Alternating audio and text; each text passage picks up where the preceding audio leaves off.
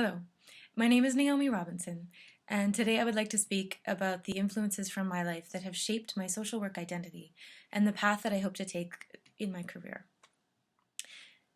Before I decided to return to school to pursue my Master's of Social Work, I spent 5 years working in journalism in Cambodia. Cambodia is a fascinating country. There wasn't a day that went by that I didn't see something that shook me to my core. From the bravery of the Khmer journalists who risked their lives by criticizing their government, to the heinous human rights abuses that government committed on an almost daily basis, to the kindness and generosity that the Khmer people would show to one another, and to the lasting effect of the genocide that speaks to a cruelty that sadly seems to also be a part of human nature. Something else I found fascinating was how quickly Cambodia was able to turn their AIDS epidemic around. This was due to a number of factors, some of which were a host of public education campaigns. When I arrived, a TV drama series called The Taste of Life had just concluded. The BBC had partnered with local NGOs to create a series that would address multiple social health issues such as safe sex, HIV prevention, and domestic violence. People raved about it. Entire communities would gather around the one TV in the village to watch this show. Through its use of drama and entertainment, this show educated people in a very real and accessible way. It also made it safe for people to talk about issues that were previously taboo.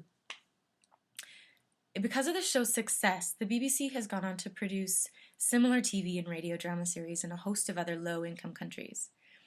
This show is a shining example of effective entertainment education, which is a branch of behavior change communication, which is something that I've been heavily researching and hope to pursue in my career as a social worker.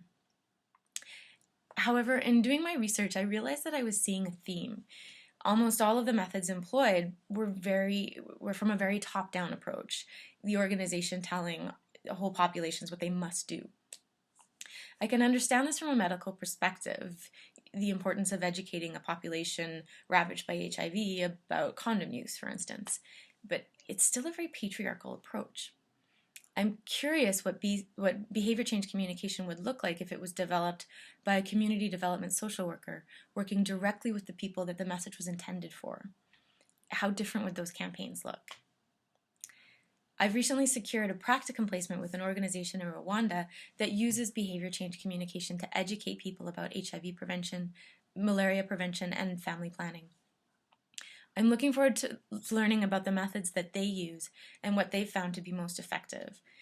I don't yet know what my role with the organization will be, but I hope that my broader social work perspective can have a positive influence on their campaigns and therefore for the populations that they're targeting. Thank you for listening.